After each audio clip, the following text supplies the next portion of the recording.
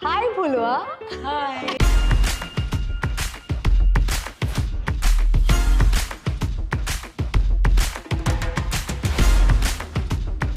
तू gymnastics मध्ये होतीस आधी. थांब, आम्हाला गेम करायचं, आमची कॉम्पिटिशन आहे, आम्हाला हे करायचं, फ्लेक्झिबिलिटी वाढवायची आहे. तुला पहिल्यापासूनच त्याची आवड होती. मी कुठेतरी गडबड आहे. तुला असं वाटतं मी खूप बोलते. नाही I am going through my emotional. You see तुझं काय चाललंय. कधी डाएट केलंयस का कोणतं ट्राय?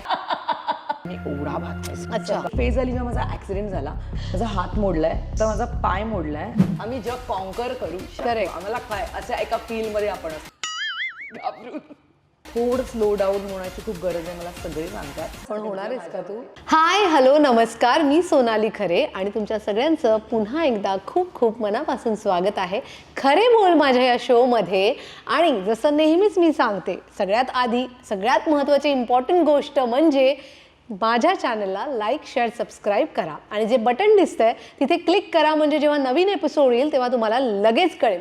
आता जास्त वेळ घेत नाही, कारण की आज या आमच्या शोवरती गेस्ट आलेली आहे. ती गेस्ट नाही आहे, माझी खूप जवळची, खूप चांगली अशी मैत्रीण आहे आणि तिच्याशी बोलायला मी स्वतः खूप उत्सुक आहे. ती एक खूप उत्कृष्ट नृत्यांगना आहेच, एक अप्रतिम कोरिओग्राफर आहे आणि आता तिने दिग्दर्शनात सुद्धा पदार्पण केलेलं आहे. सो अशी ही अष्टपैलू आणि आणि सो सो सो टॅलेंटेड अशी माझी जवळची मैत्रीण, ती म्हणजे फुलवा खामकर. हाय फुलवा. हाय. जनरली चक्री घेऊन चक्री घेऊन एक्झॅक्टली. जनरली ती अशी साधी सरळ बसून वगैरे उत्तर देणं म्हणजे जरा कठीणच आहे फुलवासाठी. थोड्या मी अशी बट फुलवा, तू एक अप्रतिम नृत्यांगना आहेस आणि कोरिओग्राफर आहेस, हे सगळ्यांना माहितीच आहे. पण मी तुला इथे बोलवण्याचं आणि तुझ्याशी गप्पा करण्याचं कारण असं आहे की तू, जसं आपण मध्यंतरी भेटून बोलत होतो, तूही एका त्या आयुष्याच्या एका अशा एज ब्रॅकेटमध्ये पोहोचलेली आहे जिथे बरेचसे आमचे जे प्रेक्षक आहेत किंवा मीही आहे, आम्हाला सगळ्यांना त्या याच्यामधनं जावं लागतंय आणि त्याला तू कसं फेस केलं या सगळ्याविषयी आपण बोलणार आहोत. पण सगळ्यात आधी मला विचारायचं आहे की तू जिम्नॅस्टिक्समध्ये होतीस आधी. ओके, सो फिटनेसचं महत्त्व किंवा जिम्नॅस्टिक्समुळे तुझ्या आयुष्यात फिटनेस आला की कसं ते इंट्रोड्यूस झालं जिम्नॅस्टिक्स? मी तुला खरं सांगू का, म्हणजे जोपर्यंत मी लहानपणापासून आम्ही जिम्नॅस्टिक करायचो, तर तो एक खेळ म्हणून, म्हणजे माझे वडील गेले 1984 साली. ओके. माझे बाबा साहित्यिक होते, as you know, Anil Darve. तर बाबा गेल्यानंतर कुठेतरी आम्हाला अडकवायचं, कारण संध्याकाळच्या वेळी खूप आमच्याकडे रीडिंग आणि लोक हे खूप आम्हाला सवय होती, मला आणि राहीला. त्यामुळे समर्थ मॅम मंदिरमध्ये आईने आम्हाला एक 6:30 ते 7:30 या वेळात ऍडमिशन घेतली. आणि तेव्हा पण उदय देशपांडे तिथले आत्ता पण कार्यवाह, तर सरांनी थोडेसे त्यांचे रूल्स रेग्युलेशन वळवून आम्हाला मध्येच ऍडमिशन दिली. नंतर त्यांची बरीच प्रोसेस होती, शिबिर बिबीर आणि असं. तर माझा काका जाऊन भेटला आणि मी तिथे गेले. तर त्यामुळे तिथे गेल्यावर मला असं कळलं, अच्छा, म्हणजे इकडे असं सगळं असतं, डबल बार, सिंगल बार, उड्या मारायच्या. कारण लहानपणापासून ना आमच्याकडे असा वॉर्डरोब होता आणि असं दरवाज्यातनं बेडरूममध्ये एंट्री घेतली की तिकडे हात ठेवायचा वॉर्डरोबवर आणि असे असे पाय करून वर जायचं, वरती चढायचं वॉर्डरोबवर आणि तिथून उड्या मारायच्या. हा माझा आवडीचा खेळ होता. तिथे गेल्यावर मला असं कळलं की आपल्याला असं खूप काय काय मिळतं की जिकडे आपल्याला उलट सुलट होतं. म्हणजे तुला पहिल्यापासूनच त्याची आवड होती? मी खूप ऍक्टिव्ह होते सोनाली, म्हणजे मी एका जागी बसायचेच नाही. आणि मग सुट्टी आली की आमच्या बिल्डिंगमधल्या आईला विचारायचे, फुलवा नाही आहे का, पुण्याला गेली आहे का आजीकडे, कारण खूप शांत असायची आमची बिल्डिंग आणि आम्ही खूप मस्ती करायचे. तर त्यामुळे मी खूप अशी चंचल होते, बबली होते आहे, पण लहानपणी मी जास्त होते. आणि जिम्नॅस्टिक्स हा असा एक क्रीडा प्रकार मला मिळाला की जिकडे माझी सगळी ना जिद्द, माझी सगळी एनर्जी, माझी सगळी ती काय म्हणतो अग्रेशन निघायला लागलं. आणि मला असं कळलं की अच्छा, इथे आपण रमतोय. त्यामुळे तेव्हापासनं कॉलेज होईपर्यंत फिटनेस हे डोक्यातच नसायचं. म्हणजे तेव्हा मला असं वाटतं काळ पण आपल्या वेळी खूप वेगळा होता. आता आसमाची, म्हणजे आपल्या मुलीचं नाही बघ की ती एक पण पिढी आहे नवीन मुलांची ज्यांना फिटनेस म्हणून बॉडी दिसायचं ते माहितीच नव्हतं. आम्हाला गेम करायचं, आमची कॉम्पिटिशन आहे, आम्हाला हे करायचं, फ्लेक्झिबिलिटी वाढवायची आहे. सो कळत न कळत कुठेतरी आपल्यावर हे संस्कार होत आहेत की तुम्ही फिजिकली आणि इथून डोक्याने माइंडफुली एक्सरसाइज करायला पाहिजे, की फिट राहायला पाहिजे. हे होत गेले संस्कार. ओके. आणि मी आता जेव्हा बघते तुला असं नाही मी खूप बोलते नाही नाही, आम्हाला छान वाटतंय ऐकायला. दॅट इज तुला असं होऊ शकतं की तू प्रश्न एक विचारलायस, पुढचे प्रश्न कॅन्सल कॅन्सल कॅन्सल, उत्तर ऑलरेडी आली. माझं काही कामच नाहीये असं. नाही बोल ना प्लीज. आणि ना आम्ही कसं करायचो, जिम्नॅस्टिक्स हा असा खेळ आहे की त्याला it's called king of all sports. तर तुला सगळ्या ॲबिलिटीज लागतात Okay. आणि फक्त फिजिकल फ्लेक्झिबिलिटी नाही तर तुम्हाला स्ट्रेंथ लागते. तुम्हाला बीमवर बॅलन्स करायचं असेल तर you have to be focused. या सगळ्या गोष्टी होत्या. आणि आमचं कसं असायचं, 7 दिवस आपले असतात, 7ही दिवसातला एकही दिवस सुट्टी नसायची. जेव्हा मी स्पर्धात्मक जिम्नॅस्टिक करायला लागले तेव्हा आपल्याकडे जिम्नॅस्टिकची लेवल जरी कमी असली तरी आमच्यावर जे व्यायामशाळेत संस्कार झाले ना, ते खूप असे काय म्हणतो, एक प्रिसाईज एक्सरसाइज करणं, याच वेळात करणं, पंक्च्युअलिटी हे खूप झाले. म्हणजे 6:30ला गेलो नाही व्यायामशाळेत की सगळे कान पकडून 10 उठा बशा, 1 मिनिट जरी उशीर झाला तरी, किंवा चपला लाईनीत काढून ठेवणं, या सगळ्या गोष्टी. मग एक्सरसाइजेसचे पॅटर्न असायचे. जेव्हा आम्ही स्पर्धात्मक करायला लागले की आम्हाला फ्लेक्झिबिलिटी असायची. मग 3 दिवस 1.5 तास कोटा म्हणायचो आम्ही, फ्लेक्झिबिलिटी कोटा आणि strength quota. So Monday Wednesday Friday, सोमवार बुधवार शुक्रवार स्ट्रेंथ असेल तर मंगळवार गुरुवार शनिवार फ्लेक्झिबिलिटी. आणि आम्ही 1.5 तास करायचो. बापरे. एकही दिवस सुट्टी नसायची. किंवा शाळा झाल्यानंतर मी बालमोहनला होते, 2:20ला सुट्टी झाली, कधी डेमॉन्स्ट्रेशन असतील किंवा एक्स्ट्रा रिहर्सल असेल तर मग शाळा बुडवून घरी जायचं. हे तेव्हाच्या काळी बालमोहनने खूप आम्हाला कॉपरेट केलं होतं की खेळाला प्राधान्य देणं हा जो प्रकार होता. त्यामुळे लहानपणापासून आपल्याला हे असंच असतं, हे आयुष्यच असं असतं, हेच कुठेतरी डोक्यावर बिंबवलं गेलं होतं. करेक्ट. पण म्हणजे काय म्हणतात ना की एक शरीराला चलनवलन किंवा शरीराला एक व्यायामाची सवय म्हणा, ती तुला जिम्नॅस्टिक्समुळे व्यायाम शाळेमध्ये गेल्यामुळे त्या सगळ्या गोष्टींमध्ये झालं. पण मग की आता आपण नृत्यामध्ये पण जाऊया, तर तीही एक again one more physical activity झाली, राईट? सो तिकडे कशी तू गेलीस त्याच्यामध्ये? ऍक्च्युली ना गंमत सांगू का, लहानपणापासून नाचणं हे मी केलंच नाही कधी.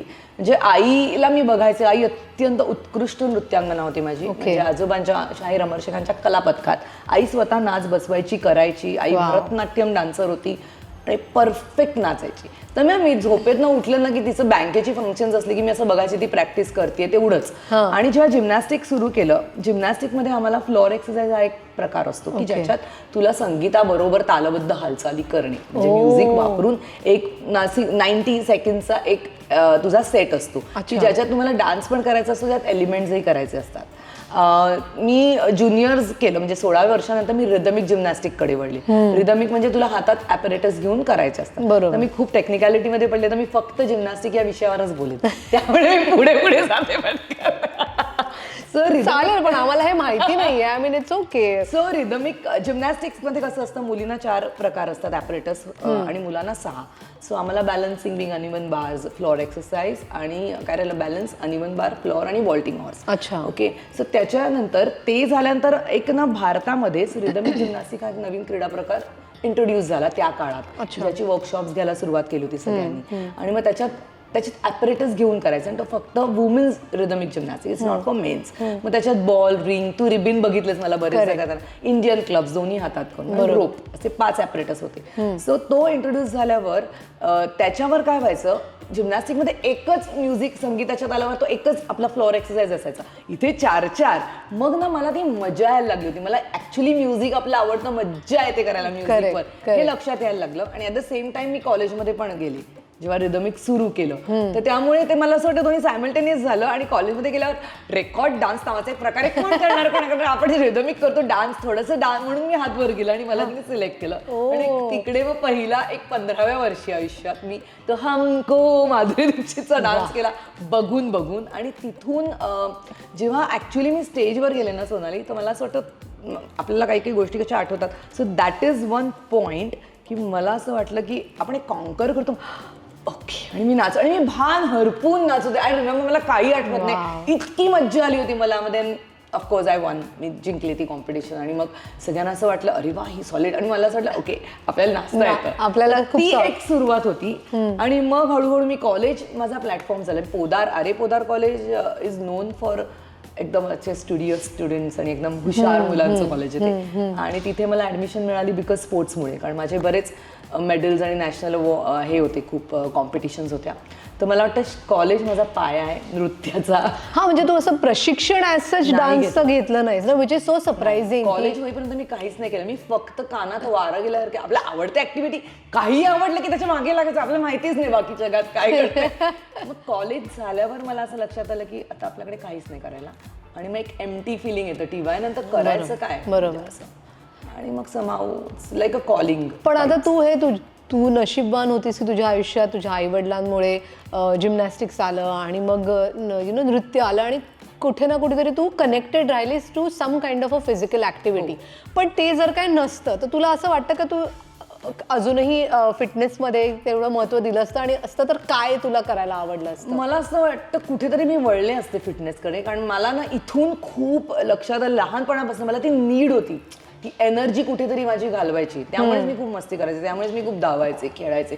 I am still active. तुला माहिती मला असं मला पटकन तिकडे पोहोचायचं तर मी हळू चालूच नाही शकत. आणि रिअली टायर्ड, अदरवाईज मी अशीचीच असते. तुडतुडी. मला तुडतुडी. तर त्यामुळे मला असं वाटतं तो स्वभाव असल्यामुळे मी कुठून तरी कुठेतरी येऊन खेळाकडे कुठेतरी नक्की पोहोचले असते. पण मग आता तू कोणत्या म्हणजे अपार्ट फ्रॉम डान्स आणि अपार्ट फ्रॉम तुझं जिम्नॅस्टिक्स वगैरे तू आता काय प्रकारचं हेल्थ फिटनेस रुटीन फॉलो करतेस? योगा करतेस की जिमिंग करते, पिलाटे करतेस, काय करतेस की तुला असं वाटतं की ह्या गोष्टी जरी मी करत असले तरीही मला हे गरजेचं आहे आणि का? मी सांगू का मला रिअलायझेशन हे कधी झालं, म्हणजे तू तर मला खूप आधीपासून बघितलंस. आसमाच्या जन्माच्या वेळी आपली ओळख नव्हती. बरोबर. आसमाचा जन्म झाला तेव्हा आय वॉज अराउंड 30. उशिरा झाले मला, 30 होते. तर तेव्हा जेव्हा शी वॉज बॉर्न, तिचा जन्म झाल्यानंतर मला जाणवलं की आपण पण वी स्टार्ट पुटिंग ऑन. तू एक वेगळ्या सगळ्या शारीरिक बदलातनं गेलेली असतेस. तेव्हा मला जाणवलं की मी खूप अशी हे झाली. म्हणजे लहानपणापासून मी अशी मी बारीकच होते, पण अशी कडकी बारीक नव्हते. I was very use to be in a form. माझे मसल्स किंवा मला तीच टोन, मला बारीक राहायचीच. I was very toned person. तर ते झाल्यावर 2004ला मला पहिल्यांदा 5ला लक्षात आलं की कुठेतरी गडबड आहे. आपल्याला कुठेतरी आपण जाडे होतो. जाडे म्हणजे ते कळलं तुला, एक मला त्याची सवय हेवी म्हणतो बॉडी. तेव्हा ना आय स्टार्टेड डुईंग. मी स्वतः एक्सरसाइज करायला सुरुवात केली आणि मी चुकीच्या पद्धतीने केली. सो माझे ना मसल बिल्ड झाले जास्त. देन तुला मसल बिल्ड करायला पण तुला एक ठराविक पद्धतीने पहिलं बारीक होऊन मग टोनिंग करायला लागतं. बरोबर. मग मला लक्षात आलं असं करत ना मी स्वतःच्या ह्याच्यातनंच करत सुरुवात केली. आसमाच्या जन्मानंतर पहिल्यांदा मी स्वतःचे एक्सरसाइज, कारण तोपर्यंत मी एक्सरसाइज करून नाचायचेच. बरोबर. तिथून मला असं वाटतं ती सुरुवात झाली की आता मला बारीकपेक्षा मला फिट राहायचंय. मग आणि त्याच्यानंतर मला वाटतं 2004 नंतर पहिला मी कार्यक्रम जो केला होता तो 2006ला मॉम स्पेशल आलो होतो बुगी बुगीचं. Correct, I know. सो तो एक मला तेव्हा आसमा 1.5 वर्षाची होती. एक टर्निंग पॉइंट मला मिळाला की ओके की this is my turning point. Purpose काहीतरी मिळालं ते करण्यासाठी. करेक्ट. की मला पर्पजपेक्षा मी बारीक व्हायला सुरुवातच झाली, कारण मी एकदम घुसले. आणि 1.5 वर्ष वॉज टेरिबल, कारण मी फीड पण करत होती. बरं, ती 1.25 महिन्याची असल्यापासून मी क्लास घ्यायचे. त्यामुळे मला तो दूध येतं ना बाळाला. बरोबर. मी धावत घरी यायचे. मला मेड आधीपासून मी बघून ठेवली होती, म्हणजे आई असायची. मी तिला दूध द्यायचे, पाजायचे, मी परत जायचे क्लासला. हे सगळे उद्योग मी तेव्हा खूप केलेत. क्या बात आहे. तर ते फिजिकल फिटनेसची सवय मला असं वाटतं आसमाच्या जन्मानंतर मला लक्षात आलं की आपल्याला गरज. पण तेव्हा असं म्हणतात, म्हणजे आपण जेव्हा होतो किंवा आपल्या आई वगैरे त्यावेळेला एवढं कळायचं नाही की पोस्टपार्टम डिप्रेशन काय असतं वगैरे. पण तुला माझ्यासाठी ते मला त्यावेळेस कदाचित जाणवलं नाही, पण मी नंतर मला कळलं की अरे मी ह्याच्यामधनं जात होते तर तसं तुला काही जाणवलं का की जन्म झाला तिचा किंवा तुझ्या कामावर थोडा परिणाम झाला किंवा तुझ्या शरीरावर तू म्हणालीस परिणाम झाला, तसं तुला थोडेसे काही चेंजेस झाले का mentally and you had to pull your self out? Surprisingly मला ते फेजेस आठवतात, पण मला जन्मानंतरची आसमाच्या पोस्टपार्टम डिप्रेशन मला नाही जाणवलं. म्हणजे ती फेज माझ्या आयुष्यात तेव्हा नाही आली. इमोशनल जो एक टर्ब्युलन्स वर खाली आपला, पण मला तिच्या जन्माच्या आधी उलट झालेलं. मला एक एम्प्टी फिलिंग आलं होतं खूप, की काहीच नाहीये. मग तेव्हा मी कथक खूप जोरात अजून करायला लागली. लग्नानंतर एक फेज, कारण लग्न खूप लवकर झालं ना. 23, मी आणि अमर 15व्या लव्ह मॅरेज. लव्ह, आणि 15व्या वर्षामध्ये पप्पी लव्ह. अगं 11वी कॉलेजमध्ये मी गेले, मी 15, अमर मला जुलैमध्ये भेटला. कॉलेजमध्ये गेलो आपण. सप्टेंबर आय कम्प्लिटेड 16, लक्षात आहे डेट्स मध्ये. सो मला वाटतं आयुष्यात तेवढंच मी फक्त प्रेमातच लहानपणी पपिलं सो मला असं वाटतं आसमा मला बेबी खूप डेस्परेटली हवं होतं. अच्छा. तोपर्यंत लग्नानंतर कधीच वाटलं नाही. एक फेज आली जेव्हा माझा ऍक्सिडेंट झाला, आय वॉज बेड रिडन आणि लग्नानंतर 2 वर्षातच तो पूर्ण पाय इथपर्यंत प्लॅस्टर होता. तर तुला खोटं वाटेल, मी ना असा पाय ठेवून पूर्ण माझे एवढं प्लॅस्टर होतं आणि मी घरी खूप, तेव्हा मला डिप्रेशन आलं होतं. तेव्हा मी पूर्ण असे सगळे स्प्लिटचे वगैरे एक्सरसाइज हा पाय ठेवून ह्या पायाने असे सगळे उद्योग केलेले आहेत तेव्हा. अच्छा. तर ती एक फेज होती की जिकडे मला कळलं की देअर इज एम्प्टीनेस, की काहीतरी माझ्यात मिसिंग आहे आणि I needed a baby, not to म्हणजे तो एम्प्टीनेस जावं म्हणून नाही, ती एक नीड होती. त्यामुळे जेव्हा आसमाचा जन्म माझ्यासाठी अत्यंत आनंदाची गोष्ट होती. त्यामुळे तू जसं म्हणलीस ना की ह्या अशा फेजेस आल्या तर आय एम अ फायटर ना, तर मला असं कसं नाही आपलं असं जास्त होतं. मी दुःखी किंवा ह्याच्यात नाही गेले जे आताच्या फेजमध्ये जास्त मला जाणवतंय, तेव्हा मला नाही जाणवलं. करेक्ट. मी तोच पुढचा प्रश्न होता की तेव्हा हे तू फायटर स्पिरिट होतं, पण आता because of the age factor, तेव्हा तू तरुण होतीस, तेव्हा एक वेगळीच आपल्यामध्ये एनर्जी असते. आता 40शी नंतर 45शी नंतर वगैरे मेनोपॉज हा एक यायला लागतो आयुष्यामध्ये, बरोबर, जे आपण बोलत होतो. सो तुला काय तसे चेंजेस जाणवले आणि त्यासाठी तू काय करतेस आणि बाकीच्यांनी सुद्धा काय कोणत्या गोष्टीवर फोकस करावं आणि काय करू नये याबद्दल तू तुझ्या एक्सपिरियन्समधनं सांगू शकतो? आता प्रत्येकाचे प्रो अँड कॉन्स आहेत. तू खूप वेगळ्या पद्धतीने बघतेस कारण मी तुझ्यापेक्षा बरीच मोठी आहे.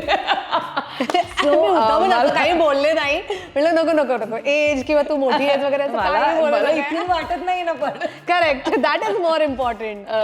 मला असं वाटतं मी सुरुवातीपासून जेव्हा मी एक्सरसाइज केली, लहानपणी पण आम्ही जिमनॅस्टिक करायचो, डाएट वेगळं असं आम्हाला कधीच. काय खायचं डाएट, काय तर अंडी जास्त खायची, दूध जास्त प्यायचं, भाज्या खायच्या, पालेभाज्या खायच्या, हेच डाएट होतं. हेच किंवा उसळी खायच्या, हेच साखर कमी करा, अमुक करा, हे डोक्यातच तेव्हा नसायचं आणि त्याची गरज नाही भासली आणि तोच आहार होता. त्यामुळे आता जेव्हा मग ब्रोकलीचं सूप पिऊया, मग ह्याचं पिऊया, मला झेपतच नाही आणि ते मला होतच नाही. त्यामुळे आता जेव्हा मी या सगळ्या गोष्टींमधनं मेनोपॉज, बेसिकली प्री मेनोपॉज मला सुरू झाला असावा. फिजिकली टचवूड मला नाही गोष्टी जाणवत आहेत जास्त, पण मेंटली मला म्हणजे ब्लोटिंग किंवा असं काही ब्लोटिंग मला थोडंसं जाणवतं, ऑफकोर्स जाणवतं, पण फिजिकली जाणवत नाही. म्हणजे हेवीनेस येतो, त्याचा थोडा परिणाम मला मेंटली जास्त सुरुवात व्हायला लागली होती देन फिजिकल. मी तुला आताच म्हटलं हल्ली मला जरा जास्त ब्लोटिंग जाणवतं. मी एक्सरसाइज करते पण माझ्या हातात नाही आहे मी बारीक होणं. पण मग तू अजून काही, आता तू एवढी इकडनं अशी उडत असतेस, पण कधी एक स्वतःला काम करण्यासाठी किंवा असं कधी वाटतं का की नाही यार मला थोडीशी स्थैर्यता आणायला पाहिजे किंवा कधी कधी पीस ऑफ माइंड लागतो, तर त्याकरता तू काही मेडिटेशन्स करतेस का? तुला त्याची आवड आहे का की नाही तुला फक्त फिजिकली ऍक्टिव्ह असणं आवडतं किंवा त्याच्यासाठी मग तू काय करतेस? मी हल्ली चालू केलंय, म्हणजे मी जेव्हा एक्सरसाइज करते ना कम्प्लीट, त्याच्यानंतर मी 5 मिनिटं एव्हरी डे 5 मिनिटं मी डोळे मिटून शांत बसते. सगळे एक्सरसाइज झाले, आपले स्ट्रेचेस करून कूल डाऊन सुद्धा झालं ना, कूलिंग डाऊन, की मी 5 मिनिटं करते म्हणजे मेडिटेशन. तेवढीच मी बसू शकते. फार तर मी 2 पानं रात्री वाचते. माझ्या 2 ते 4 पानं मी वाचते बुक्सची. ओके. मला रात्री फिल्म्स बघायची सवय, ते मी बघतेच. पण मी त्याच्या आधी हल्ली वाचायला सुरुवात केली काही महिन्यांपासून, और यू कॅन से 1-2 वर्षांपासून पण चालेल. तर कन्सिस्टंट राहत नाही, पण मी खूप रेग्युलरली, मी जेव्हा एक्सरसाइज ज्या दिवशी करते त्या दिवशी मी हे करते आणि ऑलमोस्ट मी प्रत्येक दिवशी एक्सरसाइज करते. त्यामुळे मेडिटेशन मला नाही होत, मी खूप प्रयत्न केला, नाही शक्यच नाही. तू मग त्यापेक्षा विचारच करू शकत नाही, पण म्हटलं नेव्हर नो, थोड्या दिवसात मी भेटले नाहीये, विचारून बघूया की सुरुवात काही केली आहेस का. मी काय करते, मग मी गाणं लावून नुसतं एवढं जरी केलं ना बसून तरी मला, पण ते पण मेडिटेशनच आहे ना, just being with your self and flowing with music. But I think हे सगळं हॅ हो वगैरे apart, I think it's time that we need to at this age थोडं स्लो डाऊन होण्याची खूप गरज आहे. मला सगळे सांगतात तू स्लो डाऊन हो, कारण काय होते होणारच का तू? अरे यार प्रॉब्लेम काय माहितीये ना, इथून वाटतच नाही ग की आय एम 50 आता. दुसरं इथून नाही वाटत आणि टचवूड. तिसरं फिजिकली मला अजून जाणवत नाही टचवूड. एनर्जी वाईज म्हणशील तर नाचायला मला तेवढीच एनर्जी अजून जाणवते. भलेही माझ्या आता मी बटरफ्लायज आणि एलिमेंट्स तेव्हाच कमी केले होते, कार्टव्हील्स फक्त मी मारते किंवा बेसिक, कारण लहानपणापासून ते केलंय. तर एक मला माहित नाही, एक त्रास होतो की ह्याच्या पुढे आपल्याला कंट्रोल करून नाचायचे काही गोष्टी आपल्या आयुष्यात पुढे करता येणार नाही कदाचित. Physically because your growing old. ते जे ऍक्सेप्ट करणं आहे ना ते कुठेतरी आता सुरुवात व्हायला पाहिजे आपली, असं मला वाटतं. पण मग अशा काही गोष्टी आहेत का की ज्या तुला असं वाटतं की बायकांनी विशेषतः फिजिकली ह्या गोष्टींकडे लक्ष द्यावं ॲज दे एज, की त्यांचं मग खाणं असेल म्हणा किंवा एक्सरसाइज असेल म्हणा किंवा यू बिईंग अ जिमनास्ट किंवा डान्सर, की नाही ह्या गोष्टी अवॉइड करा, for long run it's not good, किंवा ह्या गोष्टी करा? मला असं वाटतं प्रत्येक स्त्रीने, कारण माझ्याकडे लेडीज बॅचेस आहेत, माझ्याकडे 50च्या वरच्या खूप 75, 76, 77 पर्यंत येणाऱ्या स्त्रिया आहेत आणि ज्या नाचतात. म्हणजे माझ्या आईची मैत्रीण आहे उषा मावशी, ती रिटायर झाली तेव्हा माझ्याकडे आली होती शिकायला. शी वॉज 59 देन. 15 वर्ष ती माझ्याकडे आता रेग्युलर क्लासला लेडीज बॅच. तर मी त्यांच्याकडे जेव्हा बघते ना ती एक पिढी, तर मला सगळ्यांना हेच सांगायचं की तुम्हाला डाएट म्हण, एक्सरसाइज म्हण, हे it has to be part of your life. म्हणजे असं नाही होऊ शकत मी हवं तेवढंच खाईन मी. तुला एक शिस्त आयुष्याला लावणं खूप गरजेचं आहे. प्रत्येकाच्या शिस्तीच्या कल्पना वेगळ्या असतात. करेक्ट. माझ्या आईची शिस्तीची कल्पना ही होती की उठायचं, चटचटीत काम करायचं, कचरा लादी भांडी वाकून कचरा काढणं. बघ ना खूप स्त्रिया सांगते आम्ही वाकून कचरा लादी केली, हेच आमच्यासाठी एक्सरसाइज आणि तोच होता ना त्यांच्यासाठी. सो मला असं वाटतं प्रत्येक स्त्रीसाठी एक आयुष्यात शिस्त असणं गरजेचं आहे. नॉट नेसेसरी मी नाचते म्हणून त्यांनी नाचलं पाहिजे किंवा तू योगा करतेस म्हणून मी योगा केलं पाहिजे. प्रत्येकाची फिजिकल कॅपॅसिटी वेगळी असते. माझी जास्त आहे बिकॉज मी बेसिकली खेळाडू आहे, मी जिमनॅस्ट आहे. तर माझी कॅपॅसिटी आत्ताही 100 ॲप्स करण्याची आहे. ती मला जेवढी टिकवता येईल मी टिकवणार आहे. बरोबर. पण तुझी जर 5च ॲप करायची असेल तर ती तू कर, पण तू रेग्युलरली कर. तर मला असं वाटतं आपल्याकडे एक जे डिसिप्लिन आहे ना तो खूप स्त्रियांमध्ये कमी आहे. कारण आपण आपल्यावरच वेळ कमी देतो. कारण बायकांकडे कितीही नाही म्हणलं तरी मला पण ती सवय आहे की मला घरात येऊन कामं करायला आवडतं. ती शिस्त आईने नाही लावली, ती कुठेतरी इथून आपल्याकडे उपजतच बऱ्याच जणांकडे. मी नाही म्हणत हल्लीची एक पिढी आहे की माझ्या नवऱ्याने मी करते तर त्याने का नाही करायचं, ही एक पिढी आहे. इट्स नॉट रॉंग, दोघांनी केलं पाहिजे. पण एक कुठेतरी ना ते आपल्याकडे बायकांकडे जास्त आहे. आपल्याकडे भारतीय संस्कृतीमध्ये मी जास्त म्हणेन. तर मला असं वाटतं ते थोडं बाजूला ठेवून स्वतःवर कॉन्सन्ट्रेट करणं खूप गरजेचं आहे. मग ते डाएट काय करायचं तुम्ही ठरवा की मी सकाळी एवढं जेवणार, मी इतकं स्वतःसाठी वेळ देणार, हे खूप महत्वाचं आहे. बरोबर. ते मला असं वाटतं ते सगळ्यांनी करायला पाहिजे. करेक्ट. आणि मग ते 60 वय बी डझंट मॅटर, म्हणजे या गोष्टींसाठी. आणि दुसरी गोष्ट, मी आयुष्यात इतके वर्षात एक्सरसाइज केले नाही तर मी आत्ता का करायचे. तसंही नाहीये की आता तुम्ही जोरात धावायला नका जाऊ, at least go out, get some fresh air. हे असतं ना, तर ते एक सिंपल वॉक केलं जरी एक मेंटली आणि फिजिकली तुमच्या कॅपॅसिटी जेवढं आहे तेवढं तुम्ही करा, जेवढं शेवटपर्यंत तुम्हाला ऍक्टिव्ह राहता येईल. इकडे ऍक्टिव्ह अजून आपण नको जाऊया शेवटापर्यंत. म्हणजे तुम्हाला जितकं आयुष्यात फिजिकली फिटपेक्षा ऍक्टिव्ह राहता येईल ते राहणं खूप गरजेचं आहे. बरोबर. बरं, मला माहिती आहे तू खूप मोठी फूडी आहेस आणि तू अप्रतिम कुक आहेस, आणि ते सगळं जरी असलं तरी तू कधी डाएट केलंयस का कोणतं ट्राय, की अरे हे ना मी ऐकलंय आणि हे मी करते आणि बाद झालंय, किंवा तुला ते सक्सेसफुल झाले, असं काही आहे? सक्सेसफुल कसं होऊ शकतं?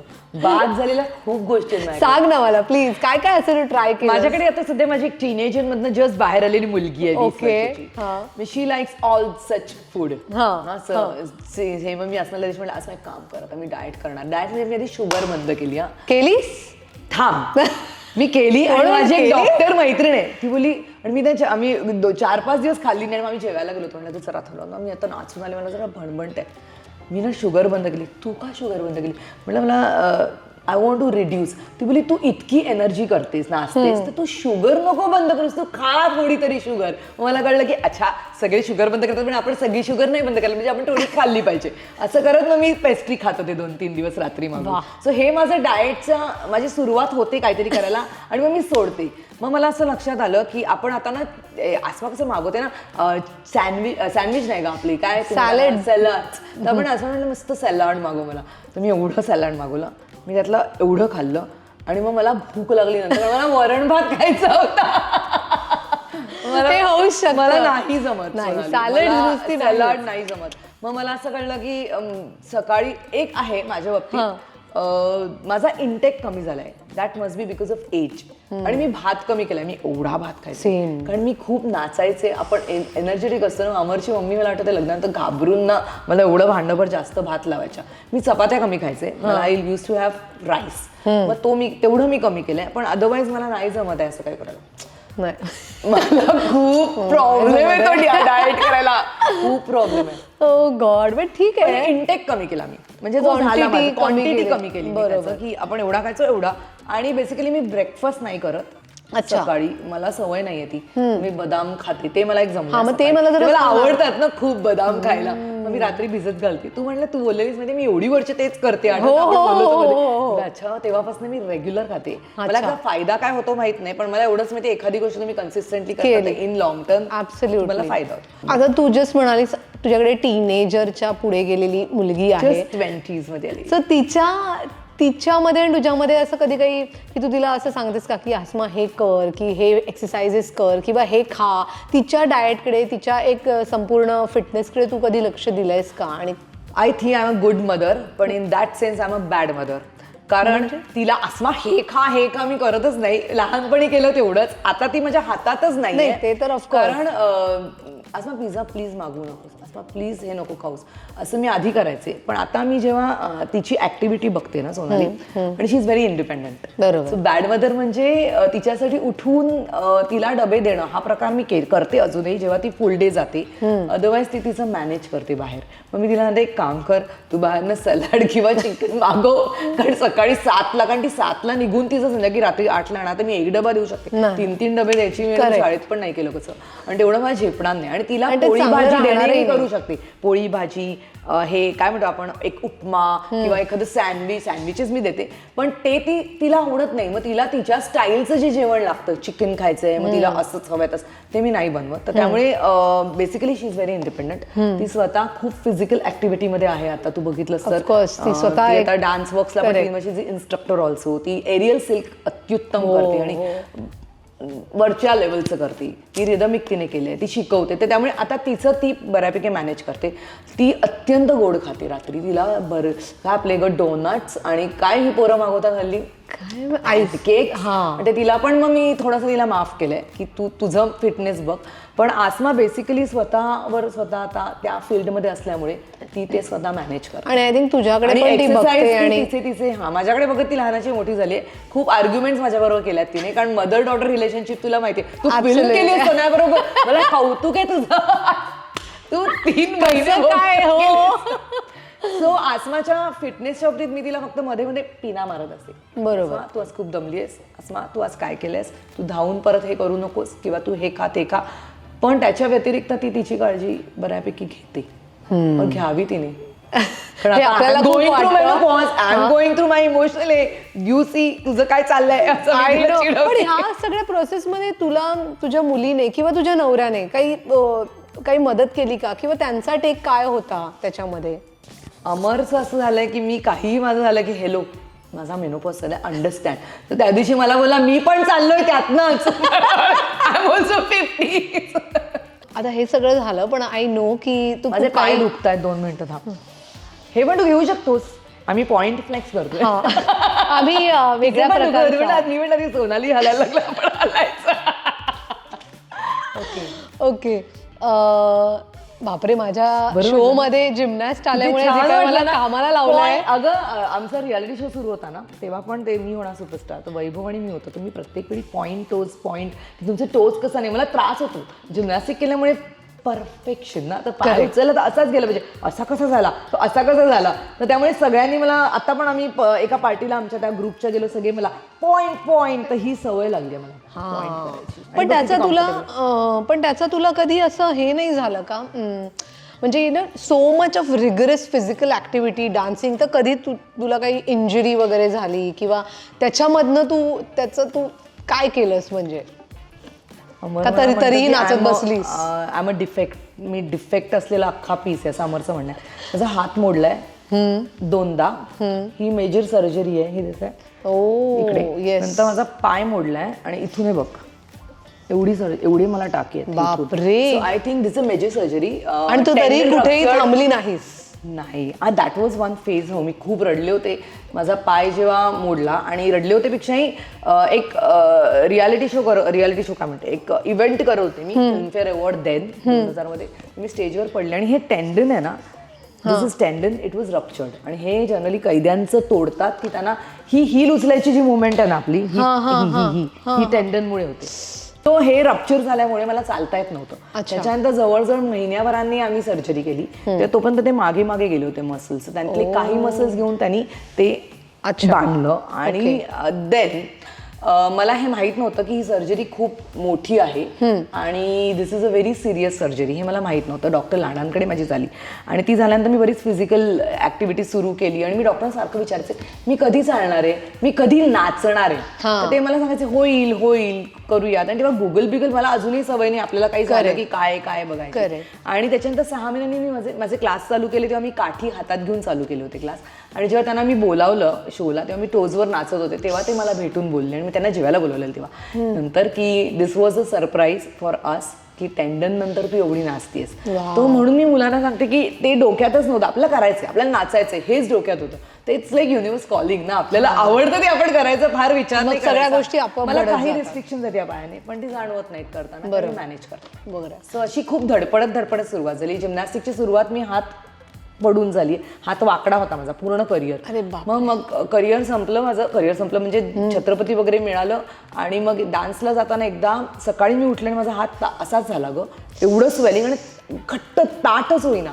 मग अगेन मी धावत डॉक्टरकडे गेले तर मला कळलं आतमध्ये क्लिप घातली होती लहानपणी, ती आता काढायची वेळ आली आहे. ती तेव्हा काढलीच नाही गेली. सेकंड ऑफ माहितीच नव्हतं आणि मग ती काढली आणि हात सरळ झाला. असे खूप तोडफोड झाली आहे. I been through lot of physical accidents basically. बरोबर. बट तरीही आपण पुढे जात राहायचं. दॅट्स फुलवा फॉर यू. बरं फुलवा, तू तुझ्या स्किनसाठी, कारण आता एज प्रमाणे स्किनमध्ये खूप बदल होत जातात. काही जण बोटॉक्स करतात, काही जण काय काय करतात. तर तुझं त्याबद्दल काय मत आहे? तू काय काय करतेस तुझ्या स्किनसाठी किंवा केसांसाठी रेग्युलरली विच यू फॉलो? केसांसाठी तर आता कलर खूप मी आपल्या इंडस्ट्री झाल्यापासून तर आय यूज टू हायलाईट. त्यामुळे मी खूप पूर्वीपासून त्या मानाने बरे झालेत केस. हायलाईट करते तर त्यामुळे ऑइलिंग बिलिंग असं बेसिक घरातल्या गोष्टी मी केसांसाठी करते. बाकी मी अशी फार काही काळजी घेत नाही. पण फेससाठी मला हल्ली जाणवतं की ओके काहीतरी थोडंसं आपण करूया अगेन टू फील गुड. आणि ageing graceful is very important. Me Botox आणि फिलर्स नाही करत. मी PRP करते, स्पॅम्पायर फेशियल, तुझं प्लाझ्मा इंजेक्ट करून. जे मी त्याचे व्हिडिओ पण टाकलेले की जे मला सेफ आणि छान वाटतं की I feel good. Correct. So तेवढी. आणि मला तुला आठवतं का मला खूप फ्रेकल्स वगैरे होते तर ते मध्ये मी त्याची ट्रीटमेंट घेऊन मग अशा थोड्याफार मी ट्रीटमेंट्स केल्या आता. करेक्ट. पण those are superficial treatment. Inject देऊन म्हणजे फिलर्स बोटॉक्स मला ऍक्टिंग नाही करायची. हा जर मी अभिनेत्री असते आणि मला स्क्रीनवर यायचं असतं तर मी कदाचित ह्या गोष्टी केल्या असतं बिकॉज दॅट्स अ नीड. तुला काही आणि ते पण मेंटेन करायला ओव्हर करणंही ते चुकीचं आहे. करेक्ट. सो तेवढी मी काळजी घेते फेसची. आणि I always use night cream आणि मला ती आहे सवय मॉइश्चरायझर. म्हणजे इट फील्स गुड ना. असं वाटतं की you are making your self happy. Whatever makes you happy. बरं आता मला पटापट एक काही शॉर्टमध्ये अशा काही गोष्टी तुझ्या फॅन्सना किंवा तुझे प्रेक्षक जे आपले आहेत त्यांना सांगू शकशील का की स्पेशली एज ग्रुप आपल्या एज ग्रुपवाल्यांना की ह्या गोष्टी एक 3 ते 4 गोष्टी मग ते खाण्याच्या असतील किंवा एक्सरसाइज असेल किंवा anything to do with mental और फिजिकल फिटनेस? एक तर be punctual and have some good routine. एक रुटीन तुम्हाला गरज आहे. किती वाजता उठता किंवा उठल्यावर तुम्ही काय काय करता. माझं एक रुटीन आहे तसं तुम्ही एक रुटीन लावून घेणं गरजेचं आहे. दुसरी गोष्ट एक्सरसाइज इज अ मस्ट. म्हणजे मला सगळे म्हणतात वा तू काय सॉलिड फिट आहेस, तू नाचतेस. तर मी म्हणते नाही, मी नाचते बिकॉज मी एक्सरसाइज करते. तर मला असं वाटतं मला जी मॉबिलिटी जे मी अजूनही फ्लेक्झिबल आहे किंवा जी मला स्ट्रेंथ आहे की जी मला एनर्जी आहे तर मी खूप एक्सरसाइज करते. मी 1 तास एक्सरसाइज करते मिनिमम. अर्धा ते 1 तासाचं तुला माहिती आहे ना आपले सेशन्स असतात ते मस्ट आहे. सेकंडली मला असं वाटतं you should have friend circle. यार तुम्हाला तुमचे ग्रुप्स पाहिजेत. तुम्हाला एक काय म्हणायचं मला की एक फॅमिलीच्या बाहेर तुमच्याकडे एक्सटेंडेड फॅमिली असणं खूप गरजेचं आहे असं मला खूप वाटतं. तसं मला हसायला खूप आवडतं आणि मला असं वाटतं आयुष्यात मी जी काही गोंधळ घातलेत त्याच्यावर मी पुस्तक लिहू शकते आणि मी त्याच्यावर खूप बोलू शकते. पण I think this is a phase. मला खूप सिरियसली कुठल्याही गोष्टी घ्यायला आवडत नाही. मी आयुष्यातल्या सगळ्या तुला तर माहिती मी बोलले पण लाईक ओके आपण हे केलं ओके. मला असं वाटतं हे खूप महत्वाचं आहे की तुम्ही आयुष्यात ज्या काही फेजेसमधनं गेल्यात तर ते जाऊन त्याच्याकडे एक एक हसून पाहणं खूप गरजेचं, कारण कमॉन यार, हे सगळं खूप नॅचरल आणि ह्या आयुष्यात होत असतात गोष्टी. बरोबर. मग माझ्या गाड्यांचे पण खूप किस्से आहेत, माझ्या बरेच आयुष्यातले किस्से आहेत. फुलवाई जोडली किस्सा. किस्सा. तर मला असं वाटतं, पण याचा अर्थ you are not a laughing stock. मी हे लाईटनेस किंवा हे बघते या पद्धतीने स्वतःला प्रेझेंट करते, because I think this is how life should be. Correct. पण तुम्हाला आयुष्यात डिसिप्लिन असला पाहिजे आणि थोडंसं लाईटली घेणं गरजेचं आहे बऱ्याचशा गोष्टी आयुष्यात. ह्या सगळ्या गप्पा झाल्या तर थोडंसं एक फन सेशन करूया आपण. मी तुला काही प्रश्न विचारेन, त्याची it's called fitness fire. So त्याच्यामध्ये काही नॉमिनल प्रश्न आहेत, त्याची तू एक उत्तरं देशील मला पटकन द्यायचे थोडक्यात. आहेत. विचार करू मला शकते. माहिती आहे भुलवा पटकन काहीच करू शकत नाही पटकन इथून तिथे जाऊ शकते ती फक्त, पण तोंडाने पटकन काही होऊ शकत नाही. सो पहिला प्रश्न आहे, तुला सोलो वर्कआउट करायला आवडतं की फ्रेंड्स बरोबर? सोलो. का बरं? फ्रेंड्स बरोबर का नाही? मी फ्रेंड्स बरोबर पण पूर्वी केलंय. मी आता जेव्हा एकटी करते किंवा माझा इन्स्ट्रक्टर जरी असेल, कधी मी माझ्या मैत्रिणीकडे पण करायचे, पिलाटेस मी करते, मला सोलो आवडतं बिकॉज माझं पूर्ण कॉन्सन्ट्रेशन माझ्यावर असतं. Correct. So I just want to be focused, आणि मी एकटी 1 तास तेवढा माझा ते दॅट कॅन बी माय बरोबर. सोलो.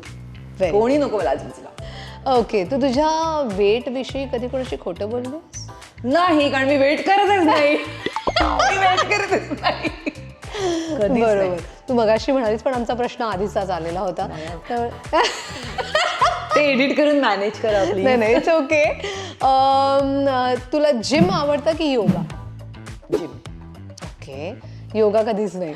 तुला बघते ना मी, तू शीर्षासन केला ना, मी त्या दिवशी तुझं बघितलं, म्हटलं ओ मला आयुष्य. पण तू तर एवढे काय काय डिफिकल्ट गोष्टी करत असतेस. एक्सरसाइज वेगळं आणि योगा वेगळं. सो योगासाठी you need a different mindset. मला मी प्रयत्न केला, पण then I like more gym. कारण योगामध्ये फार असं स्टेबिलिटी लागते ना. मला stability. जे आपल्यामध्ये मी पिलाटे नाही. करायला माझी ट्रेनर फुलवा काम डाऊन, काम डाऊन, हळू कर exercise. But that I learn through पिलाटे, की एक तुला फास्ट करणं एक्सरसाइज गरजेचं, ते लहानपणापासून केलं. बरोबर. तर पण जिम. ओके. तुला तुझी बॉडी कोणाबरोबर स्वॉप करायची असेल तर ती कोणाबरोबर करेल?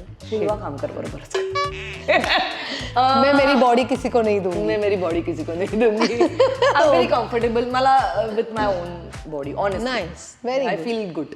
सो मी तुला आता 3 ॲक्ट्रेसेसची नावं देईन आणि तुला मी सांगते की तू एका आयलंडवरती आहेस आणि त्या आयलंडवरती या तिघींपैकी कोणाबरोबर तुला वर्कआउट करायला आवडेल, कोणाबरोबर ॲडव्हेंचर्स करायला आवडतील आणि कोणाला तिथेच सोडून निघून यायला आवडेल. त्याचं उत्तर मला माहित नाही, मी नावं ठरवलं. मी तर तीन नावं आहेत, अमृता खानविलकर, सोनाली कुलकर्णी आणि उर्मिला कानेटकर. कठीण प्रश्न आहे. एक्सरसाइज करायला सोनाली, ऍडव्हेंचर करायला उर्मिला, कारण ती काही करते, मी नाही करू शकत ते. Paragliding bidding. आणि अमृताला सोडून अमृता मी आयलंडवर सोडून येईल, कारण शी विल अंडरस्टँड. कारण तिचं स्वतःचं आयलंड तिचं एक island आहे. With her own self. So तू तिला तिकडेच सोडून I hope you don't mind Amruta. Not at all. Next प्रश्न. आता मी परत तुला 3 जणांची नावं देणार आहे, त्यापैकी कोणाला तू टकीला शॉट देशील, कोणाला मिक्स फ्रूट देशील आणि कोणाला कारल्याचं ज्यूस देशील. ओके. ती 3 नावं आहेत, दीपाली विचारे, मयूर वैद्य आणि उमेश जाधव. Umesh tequila shot. अच्छा. Mix fruit juice Deepali. Okay. आणि कारल्याचा Mayur, because Mayur will understand. अगं बाई, किती कन्व्हिनियंट. जाऊ दे, त्याला कळेल. पण तू टकीलासाठी कन्फर्म उमेश, होतीस? yes, एवढं पटकन का बरं? पण तो त्याला आवडतच का? तो टकीला नाही म्हणला तरी तसाच असतो. ओके. सो आपला हा राऊंड संपलेला आहे आणि आता आपण लास्ट सेगमेंटकडे आलोय. त्याच्यामध्ये मी तुला काही ऍक्टर्स ऍक्ट्रेसेसची नावं सांगेन. ती कोणत्या फळासारखी किंवा भाजीसारखी दिसतात किंवा त्यांचा स्वभाव धर्म तसा आहे. त्यांचं मी फळ सांगायचंय. फळ किंवा भाजी कुठचंही काही वापरू शकतेस तू त्यांच्यासाठी. चालेल? त्या मी वेळ घेणार. तू एडिट मध्ये पटपट दाखव. ओके. पहिलं नाव आहे क्रांती रेडकर. दुधी भोपळा. हा का? माहित नाही.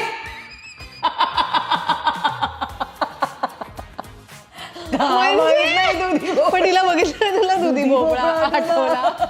तुझं असं असतं ना छान. हा म्हणून क्रांती अशी म्हणून हा बघ करेक्ट. मीच त्याला रिझनिंग देते. पण ठीक आहे, पुढचं नाव आहे अमृता सुभाष.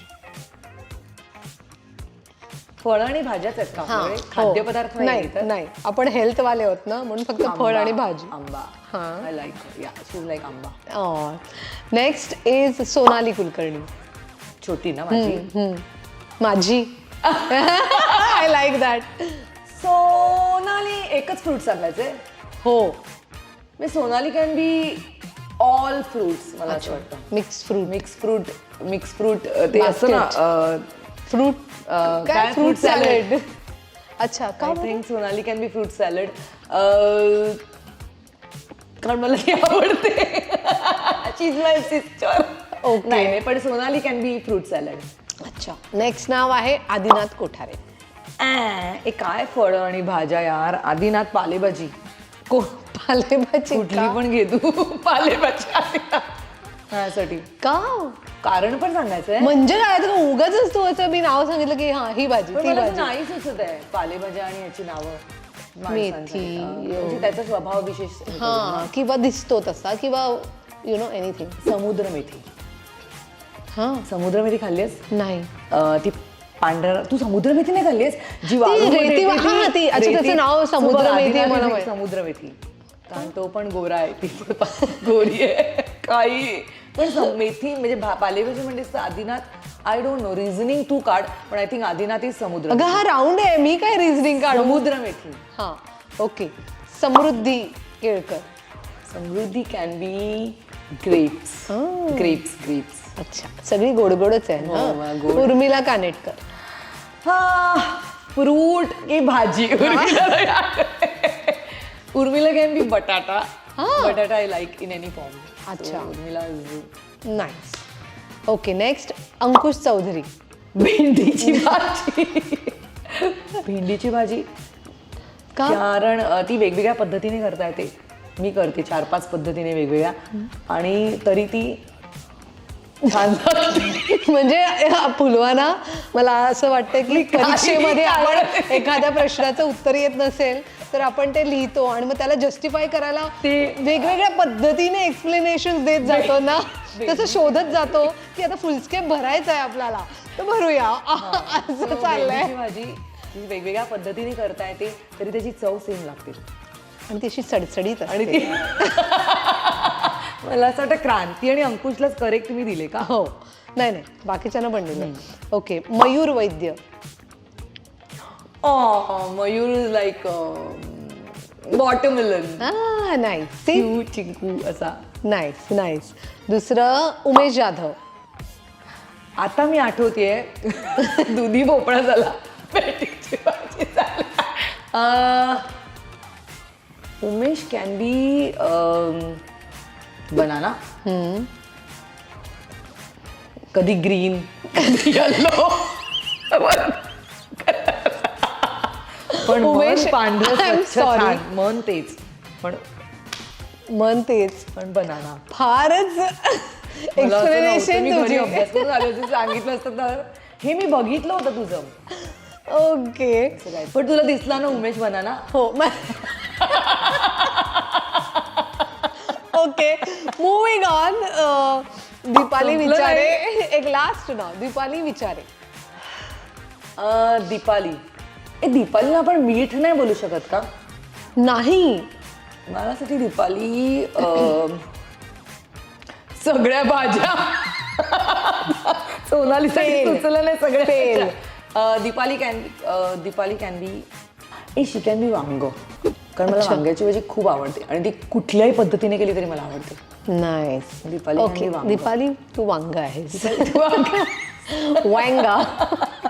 ओके, सो आपला हा राऊंड संपलेला आहे आणि आपला गप्पाही आता इथे संपणार आहेत. पण ॲज युजल नेहमीप्रमाणेच खूप मजा आली आणि आपण जे काय हसत बसलेलो वेड्यासारखे ते फक्त आम्हालाच कळू शकतं की आम्ही का असे हसतो. आणि I think that is the best thing about फुलवा की ती सतत हसत असते, त्यामुळे तिच्याबरोबर असल्यानंतर आपल्याला असं जाणवतच नाही की आपण कुठच्या प्रेशरमध्ये जातोय. ते थोड्या वेळापुरता तिच्याबरोबर जो वेळ असतो तेवढ्या वेळापुरता आपण ते विसरून जातो. Because she just like that flowing water. आपण झरा म्हणतो ना की जिथे नुसतं बसलं आणि तिच्या आवाजाने सुद्धा आपल्याला असं शांत आणि छान वाटतं. तसं whenever you are with her you are always happy, you are always on a high. असं वाटतं की काहीतरी हा म्हणजे कुठेतरी सबस्टन्सवरती होत आणि आपण असे नाचतोय. आणि कायमच मलाही नाचायला तिच्याबरोबर धमाल येते आणि मी कायम तिला सांगते फुलवत चल ना काहीतरी करूया, फुलवत चल आणि ना काहीतरी. अत्यंत डेडिकेटेड आहेस ना तू सोनाली मुलगी ही. कारण मला असं वाटतं एकापेक्षा एक मध्ये पहिल्यांदा Yes, भेटलो एकापेक्षा तिला तिला तिच्यावर सगळे प्रयोग केलेले, खुर्चीचा ऍक्ट आणि हो फारच मला व्हेरी सिन्सिअर. मग काय म्हणतात ना आपण आय वॉज तुडतुडी त्यावेळेस. अजूनही तुडतुडीच तू अजून आगी आहे. हॅलो तुझा फॉर्म बघितल्यावर तू विचारायचंच नाही तू काय करतेस फॉर्म करायला. I know but really I mean काय म्हणतात ना लाईक माइंडेड आपण असल्यामुळे आपण कुठेतरी ते वाईब जुळले आपले. आणि मला हेच सांगायचं आहे की तू अशीच नाचत राहा, अशीच भरभरून काय म्हणतात ना लाईफ एन्जॉय करत राहा.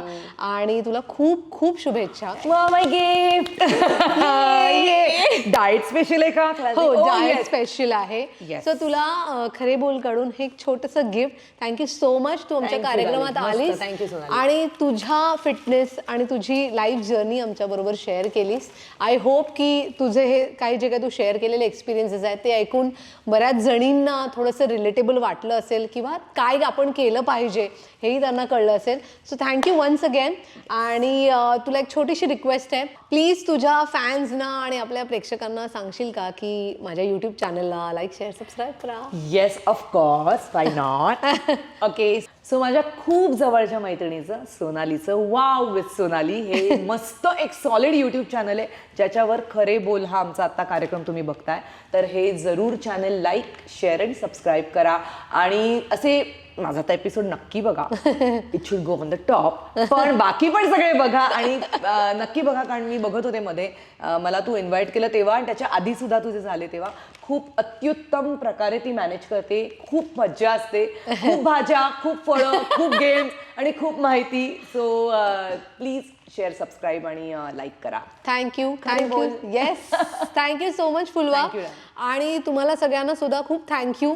तुम्ही जर काय अजूनही माझ्या चॅनलला सबस्क्राईब केलं नसेल आणि फक्त अशी धावती मधनं येऊन असे एपिसोड बघत असाल तर प्लीज लाईक शेअर सबस्क्राईब करा आणि जे बटन आहे नोटिफिकेशन त्यावर क्लिक करा म्हणजे नवीन एपिसोड आला की तुम्हाला लगेच कळेल. सो आजचा एपिसोड इथेच थांबवूया. पुन्हा भेटूया आणखीन एका नवीन कलाकाराला घेऊन पुढच्या एपिसोडमध्ये खरे बोलमध्ये खरे खरे बोलायला. तोपर्यंत बाय.